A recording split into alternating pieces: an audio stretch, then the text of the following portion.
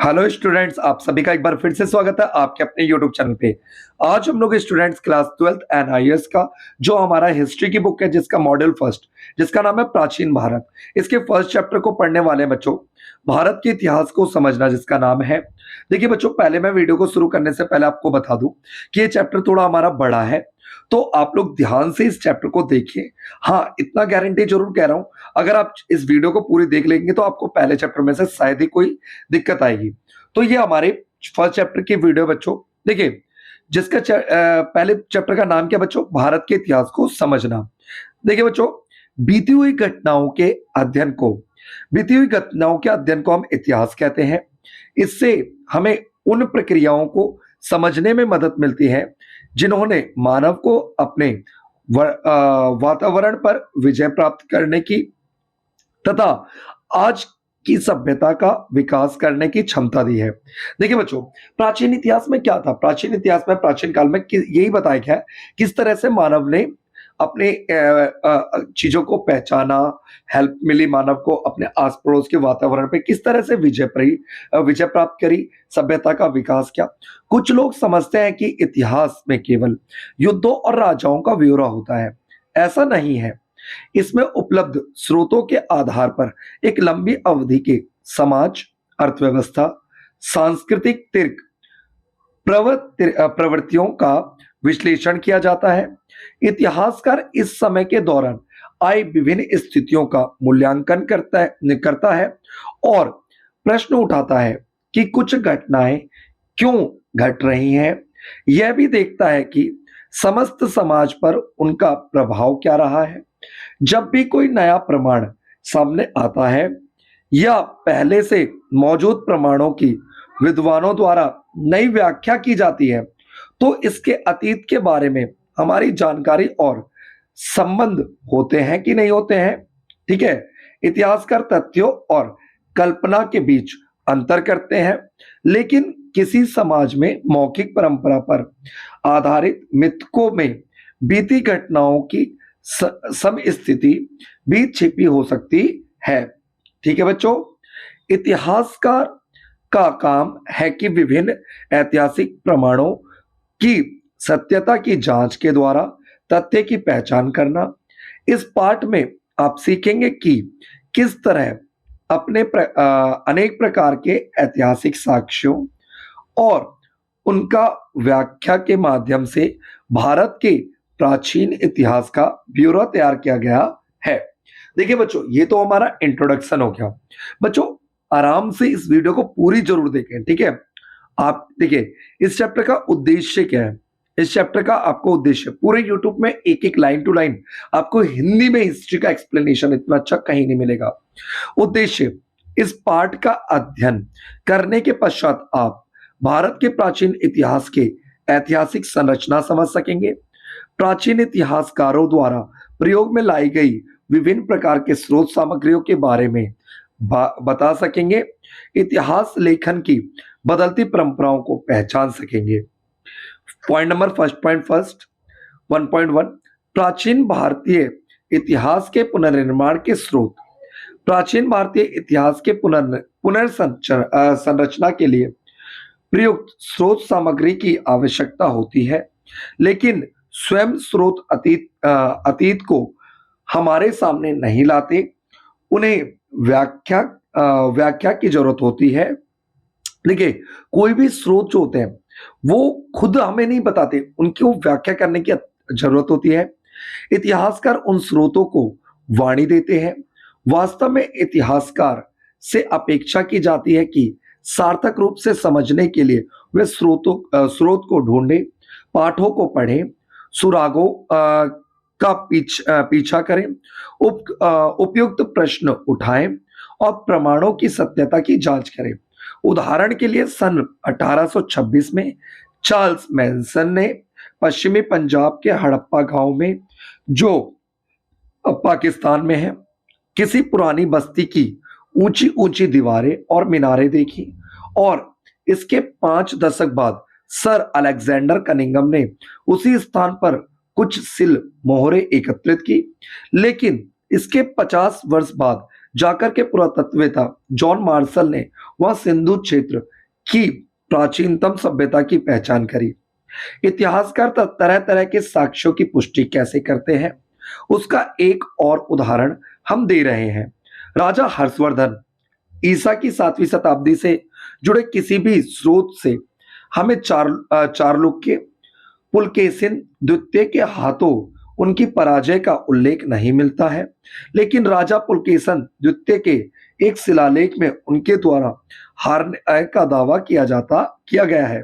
इस स्थिति में यह स्पष्ट हो जाता है कि हर्ष का जीवनी हर्ष चरित्र में लेखन बाणभट्ट ने जानबूझ करके अपने आश्रयदाता की पराजय का उल्लेख नहीं किया है। ठीक है, आगे देखते हैं। इतिहास इतिहासक का, देखिए इतिहासक शब्द अर्थ है ऐसा हुआ।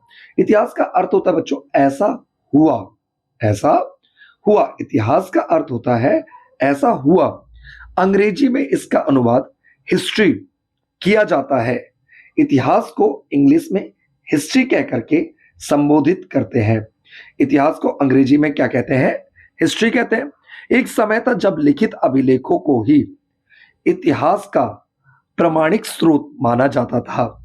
एक समय था जब इतिहास में लिखित स्रोतों को ही प्रमाणित स्रोत माना जाता था। प्रमाणित क्या माना जाता था? स्रोत माना जाता था। लिखित सामग्री की सत्यता की जांची जा सकती है, क्योंकि लिखे हुई चीजों की सत्यता को जांचा जा सकता है, उसे उद्धृत किया जा सकता है और अन्य स्रोतों से उसकी पुष्टि की जा सकती है। मिथक, लोकगीत आदि मौखिक साक्ष्यों को सही स्रोत माना ही नहीं जाता था। प्रारंभिक इतिहासकार मिथकों, कथाओं और मौखिक परंपराओं का सहारा मात्र को ही लेते थे, क्योंकि ना तो केवल उसकी सही होने का कोई प्रमाण होता था और ना ही उसकी सच्चाई की जांच हो सकती थी। लेकिन आज अनेक नए तरीकों से गैर पारंपरिक स्रोतों का उपयोग हो रहा है। परंपराओं और सांस्कृतिक प्रवृत्तियों का अध्ययन एक ऐतिहासिक तथ्यों को रोशनी में होना चाहिए। उदाहरण के लिए महाभारत दो भाइयों की संतानों के बीच हुए संघर्ष की गाथा है। हम निश्चित रूप से नहीं कह सकते हैं कि इस महाकाव्य में वर्णित युद्ध सचमुच में हुआ था या नहीं।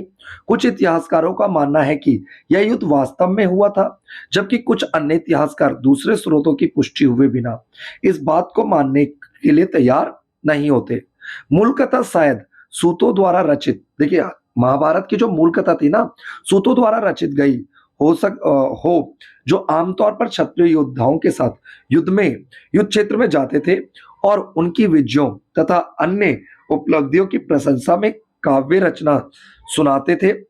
ये रचनाएं मौखिक रूप से प्रसारित होती थी और मानव सम्मति का एक हिस्सा बन के सुरक्षित रही। अब देखेंगे बच्चों हम साहित्यिक स्रोत। साहित्यिक स्रोत में पहला तो है हमारा धार्मिक साहित्य पॉइंट नंबर 1.2 में भारत की अधिकतम प्राचीन रचनाएं धर्म से संबंधित रही है। इन्हें वेद कहा जाता है। इनका रचना लगभग 1500 ईसा पूर्व से लेकर के 500 ईसा पूर्व में लगभग माना जाता है। वेदों की संख्या 4 थी। ऋग्वेद मुख्य रूप से प्रार्थनाएं ही है। अन्य 3 वेद सामवेद, यजुर्वेद, अथर्ववेद में प्रार्थनाएं, अनुष्ठान, मंत्र, पुराण, कथा है। उपनिषद में आत्मा और परमात्मा संबंधित दार्शनिक विवेचन है। इन्हें वेदांत भी कहा जाता है। आगे देखते हैं। रामायण और महाभारत, इन दो महाकाव्यों को संकलन अनुमान ईस्वी सन 400 तक जाकर के पूरा हुआ होगा। इनमें से महाभारत के रचनाकार व्यास मुनि माने जाते हैं। इनमें मूलतः 8800 श्लोक थे और इसका नाम जय गीत अर्थात विजय गान था।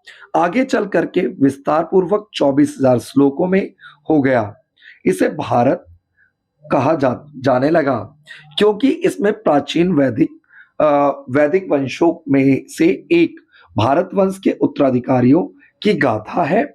इसके लिए एक विस्तृत संस्कृत महाभारत में 1 लाख श्लोक हैं। इसी प्रकार मूलतः वाल्मीकि द्वारा रचित रामायण में 6000 श्लोक थे, मगर अगले आगे चल के इसका विस्तार 12,000 और फिर 24,000 श्लोकों में हो गया। उत्तर वैदिक काल वेदों के बाद के काल को, ऋग वैदिक के बाद के काल को उत्तर वैदिक काल कहते हैं। वेदों के काल के बाद 600 ईसा पूर्व के बाद हमें अनुष्ठान संबंधी ढेर सारे धार्मिक साहित्य मिलते हैं, जिसे हम सूत्र कहते हैं।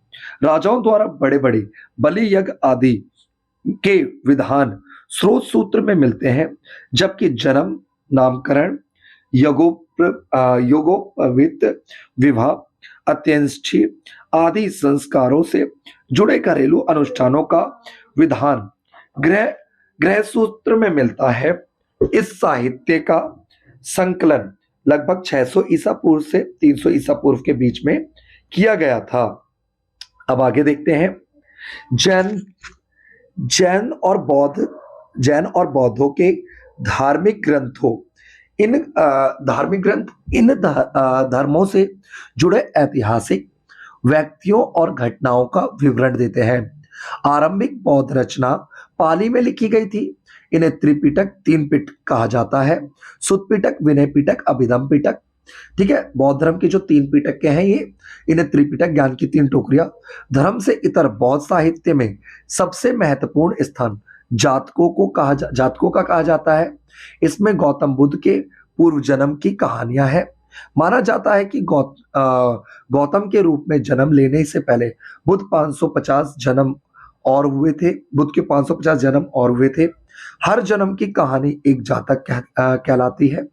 ये कहानियां ईसा पूर्व 5वीं से 2री शताब्दी के बीच के काल की सामाजिक तथा आर्थिक स्थितियों की महत्व पर प्रकाश डालती है।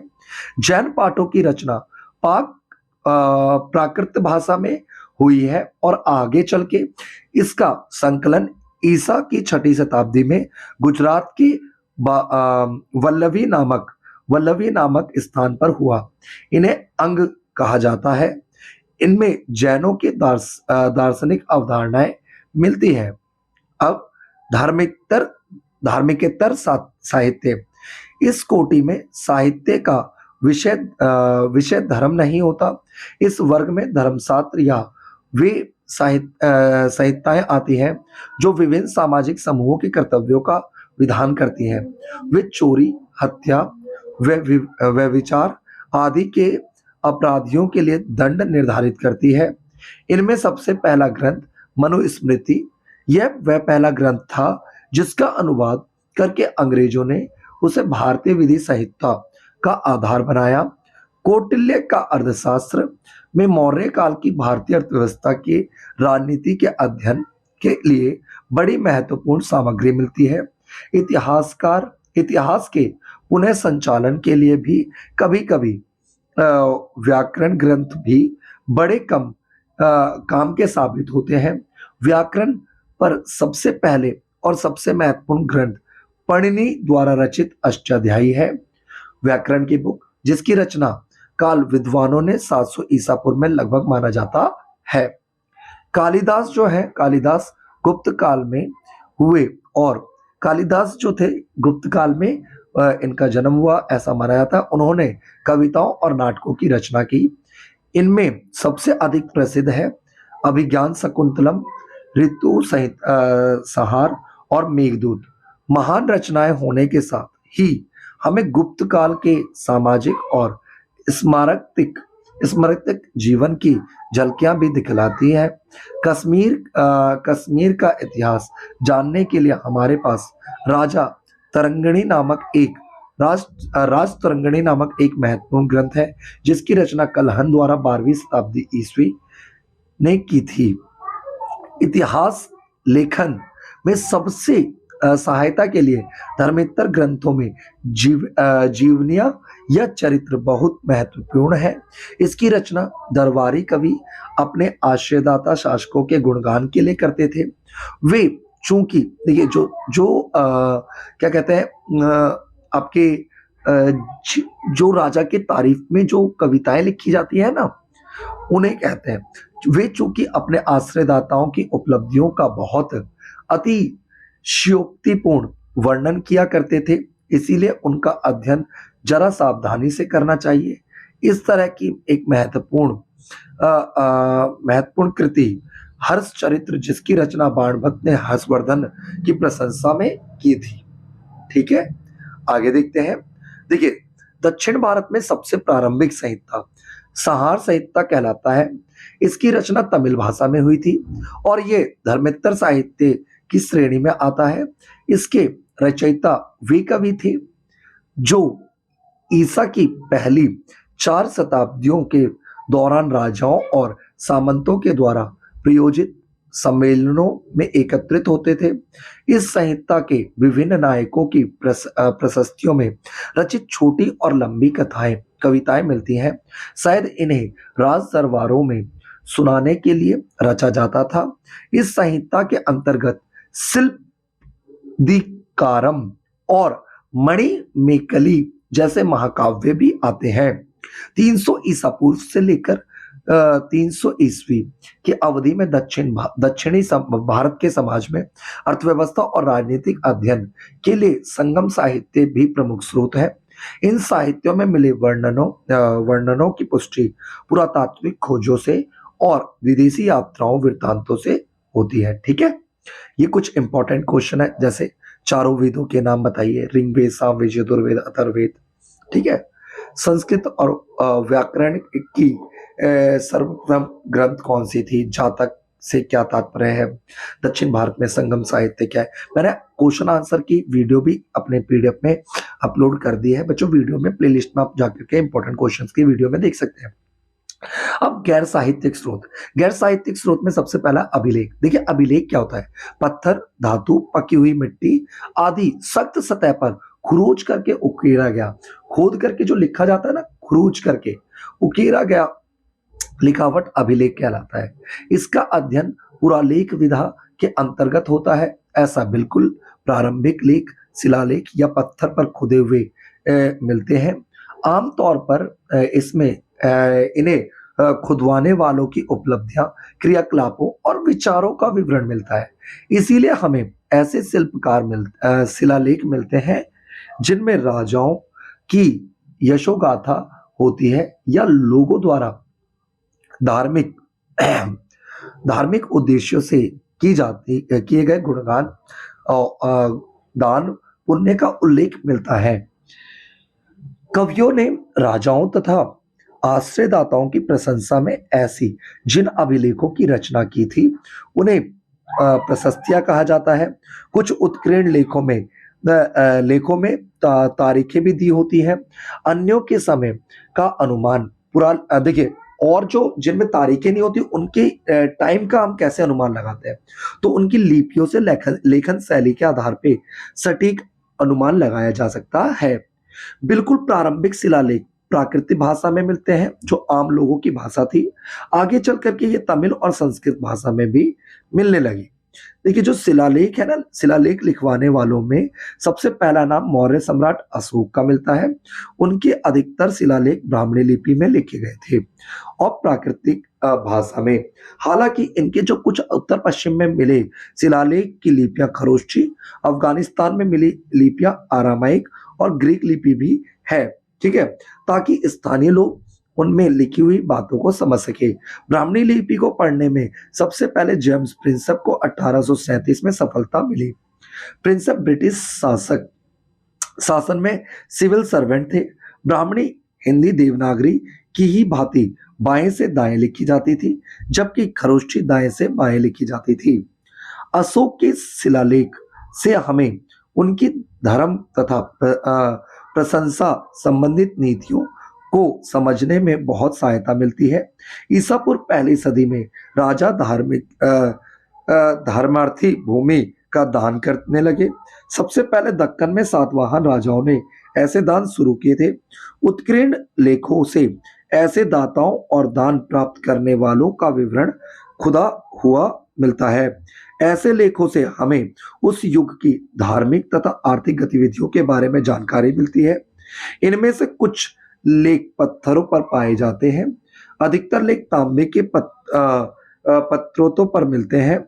तांबे के पत्रों पर खुदे अभिलेख शायद भूमि पाने वाले के हितों में भूमि के स्वामी के प्रणाम के रूप में तैयार किए जाते थे। आगे देखते हैं।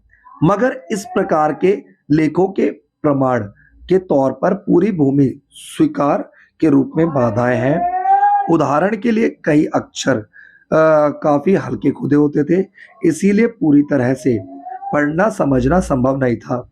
इसके अलावा कहीं कहीं लिखावट जो हो जाती थी ना, लिखावट घिस जाती थी, कुछ अक्षर गायब भी हो गए थे।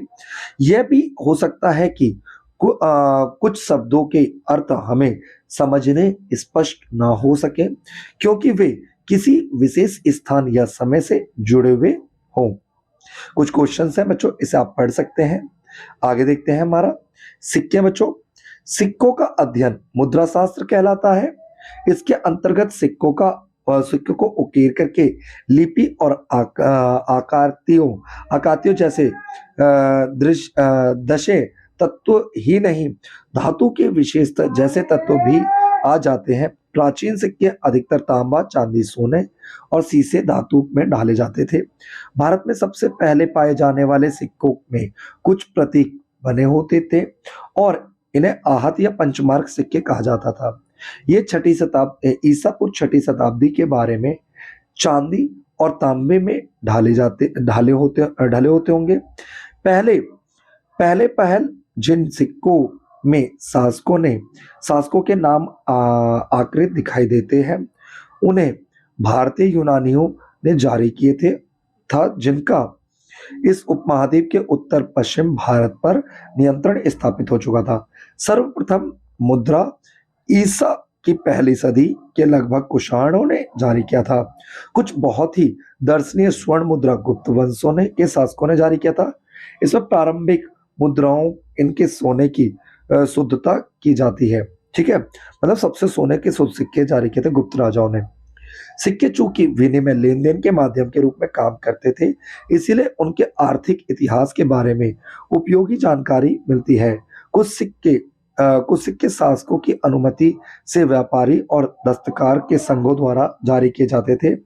इससे दस्तकारी और वाणिज्य के प्रभाव का पता चलता है। सिक्कों पर राजाओं और देवताओं की आकृतियां भी दिखाई देती है और धार्मिक प्रतीक भी। इन सबसे उस समय की कला और धर्म पर प्रकाश पड़ता है। कुछ और क्वेश्चन है सिक्कों से जुड़े हुए। अब हम देखेंगे पुरातात्विक चीजें। बच्चों, अतीत के भौतिक अवशेषों का अध्ययन पुरातत्व की सहायता से होता है, जो हमें पुराने टीलों की तहों की एक के बाद एक व्यवस्थित रूप से खुदाई करने और इसके द्वारा मिले अवशेषों के आधार पर बीते हुए युग के मनुष्य की भौतिक जीवन के बारे में अनुमान लगाने में सहायता देता है। इतिहास पूर्वकाल अर्थात लेखन का आविष्कार होने के पहले के युग के अध्ययन के लिए पुरातात्विक महत्वपूर्ण है। इतिहास मूलतः लिखित सामग्री पर आधारित होता है। हालांकि भारत में 2500 ईसा पूर्व में सिंधु घाटी संस्कृति के काल में लेखन का प्रचलन हो चुका था, पर उस लिपि को अब तक पढ़ा नहीं जा सका है। इस प्रकार हालांकि हड़प्पावासी लिखना जानते थे, पर इतिहासकार उस लेखन को पढ़ नहीं पाए हैं। हड़प्पा की लिखी हुई चीजें तो मिली है, पर इतिहासकार उसे पढ़ नहीं पाए हैं। उनका संस्कृत को प्रारंभिक ऐतिहासिक दौर में रखा गया है। उनकी संस्कृति को प्रारंभिक ऐतिहासिक दौर में रखा गया है। जिस सबसे पहले लिपि को पढ़ा जा चुका है वह है ब्राह्मणी, जो ईसा पूर्व तीसरी सदी में लिपि है और अशोक के शिलालेखों में प्रयुक्त हुई थी। खुदाई के द्वारा भारत के 7 लाख वर्ष पहले रहने वाले मानवों के द्वारा प्रयुक्त औजार मिले हैं। हड़प्पा के स्थलों की खुदाई से वहां के बस्तियों की योजना तथा लोगों के निवास स्थानों के स्वरूपों का पता चलता है। साथ ही यह भी पता चलता है कि वे मिट्टी के किस प्रकार के बर्तन, कैसे औजार और उपकरणों और किस प्रकार के खाद्यान्नों का इस्तेमाल करते थे। दक्षिण भारत में कुछ व्यक्तियों और उनके मिट्टी के बर्तन, औजार, हथियारों और अन्य निजी वस्तुओं के साथ बड़े बड़े भारी पत्थर के नीचे दफनाया जाता था। इन कब्रों को महापाषाण या मेगालिथ कहा जाता था। इनकी खुदाई से हमें तीसरी सदी ईसा पूर्व के पहले दक्षिण भारत में रहने वाले लोगों के जीवन के बारे में पता चलता है। अब देखिए तय आगे खुदाई में मिले अवशेषों के प्राचीनता या उम्र का निर्धारण कई पद्धतियों से होता है। इनमें सबसे महत्वपूर्ण रेडियो कार्बन टेक्निक C14 जिसे कहते हैं काल निर्धारण। C14 एक विकिरणशील कार्बन है जो सभी प्रकार के जीवनधारियों में होता है। जीवनधारियों की मृत्यु के बाद सभी विकिरणशील पदार्थों की तरह यह एक निश्चित समान गति से नष्ट होती है। किसी भी प्राचीन पदार्थ चाहे वो लकड़ी हो या हड्डी हो की उम्र का अंदाजा इस बात से लगाया जा सकता है कि C14 तत्वों का कितना सीमा तक ह्रास हुआ है या कमी हुई है। ठीक है, आगे देखते हैं। मौसम और वनस्पति के इतिहास का पता पौधों के अवशिष्ट अंगों और मुख्यतः पराग के विश्लेषणों से लगता है। इस आधार पर यह अनुमान लगाया गया है कि कश्मीर और राजस्थान में 7000 से 6000 ईसा पूर्व लगभग भी खेती होती थी। धातु के बनी वस्तुओं की प्रकृति तथा उनके अवयवों का भी वैज्ञानिक विश्लेषण हो सकता है और इससे उन खदानों का भी पता चल सकता है जिनमें से धातुएं निकाली गई थी। इस प्रकार धातु प्रौद्योगिकी के विकास के चरण को भी पहचाना जा सकता है। भूवैज्ञानिक अध्ययन से प्रागैतिहासिक मानव के निवास स्थल की मिट्टी, चट्टानों आदि के इतिहास का अनुमान हो जाता है। जब तक एक और मनुष्य दूसरे और मिट्टी और पौधों और पशुओं में निरंतर पारस्परिक संपर्कों को ना समझा जा सकता है, मानव इतिहास को भी नहीं समझा जा सकता। पुरातात्विक अवशेषों के साथ भूवैज्ञानिक और प्राणी शास्त्रियों अध्ययनों का योग मानव इतिहास की पुनः रचना और विकास के लिए महत्वपूर्ण सामग्री प्रस्तुत करते हैं। ठीक है, कुछ और क्वेश्चन है बच्चों। अब देखेंगे हम विदेशी यात्रियों के वृत्तांत। स्थानिक साहित्यों से प्राप्त जानकारी को विदेशी यात्रियों द्वारा दिए गए ब्यूरो और बढ़ाया जा सकता है। भारत में समय समय पर ग्रीस, रोम, चीनी अंगुतर आते रहे हैं, राजदूत बनकर, कोई यात्री बनकर, कोई धर्म के अध्ययन के लिए। उन्होंने कुछ देर वे उसका वृत्तांत छोड़ गए हैं। चंद्रगुप्त मौर्य के दरबार में मेगास्थनीज नाम का राजदूत आया था जिसने इंडिका नामक ग्रंथ लिखा। इसका मूल पाठ आज नहीं मिलता है, लेकिन इसके कुछ अंश परवर्ती ग्रीक लोगों की रचनाओं में उद्धरण के रूप में सुरक्षित रहा है।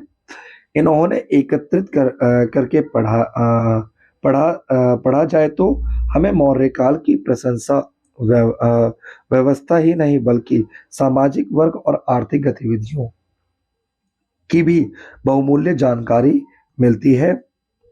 पहली और दूसरी शताब्दी ईस्वी में ग्रीक और रोमन वृत्तांतों में कोई भारतीय बंदरगाहों का और उनकी वस्तुओं का उल्लेख है जिनका व्यापार भारत तथा रोमन साम्राज्य के बीच होता है। इस संदर्भ में ग्रीक में लिखी एरिथियन सी और टॉलेमी की ज्योग्राफी बहुत ही इंपॉर्टेंट है। चीनी यात्री फाहियान और हिंगसांग का नाम लिया जा सकता है। दोनों बौद्ध थे और इस देश में बौद्ध तीर्थ दर्शन तथा बौद्ध धर्म का अध्ययन करने आए। ईसा पूर्व 5वीं शताब्दी में भारत में आए फाहियान गुप्तकालीन भारत की स्थितियों का वर्णन करते हैं, जबकि हिंगसंग 7वीं सदी में राजा हर्षवर्धन के काल में का ब्यौरा करते हैं। हिंगसंग ने उस समय नालंदा विश्वविद्यालय के उत्कर्षण का भी बड़ा ही विस्तार से वर्णन किया है। बच्चों अब पॉइंट नंबर 1.8 देखते हैं, इतिहास की बदलती अवधारणाएं। देखिए, एक अवधारणा विशेषकर पश्चिमी विद्वानों द्वारा फैलाई गई प्राचीन काल के भारत के इतिहास के लेखन से बोध नहीं था, मगर यह सही है कि वास्तव में भारतीयों का इतिहास लेखन बौद्ध प्राचीन लोगों से भिन्नता, पश्चिम की घटनाओं को कालक्रम के अनुसार लिखा जाता है था, जबकि प्राचीन भारत की पद्धतियां इससे विभिन्न थी। इसका उदाहरण हमें पुराणों में देखने से मिलता है। चार विभिन्न युग, सतयुग, त्रेता और द्वापर युग और कलयुग के बारे में जिक्र मिलता है। देखिए बच्चों, आगे की जो छोटा सा और टॉपिक रह गया आपका दृष्टिकोण का, ये और भारत की पॉइंट नंबर 1.9 भारत के इतिहास की विषय वस्तु, ये मैं आपको अगले वाली वीडियो में पढ़ा दूंगा। ठीक है, ये 2 टॉपिक आपके रह रहे हैं। इस वीडियो को यहीं पे समाप्त करते हैं और हमारे यूट्यूब चैनल से आप जुड़ सकते हैं बच्चों। आपको कोई वीडियो अगर ढूंढने में दिक्कत होती है तो हमें व्हाट्सएप पे लिख सकते हैं। ठीक है, आपकी जो भी प्रॉब्लम्स होगी उसे हम सॉल्व करेंगे बच्चों। हमारी जो अभी तो खैर मैं अकेला पढ़ा रहा हूँ, धीरे धीरे और लोग भी हमारी टीम के साथ जुड़ जाएंगे। Thank you for watching us.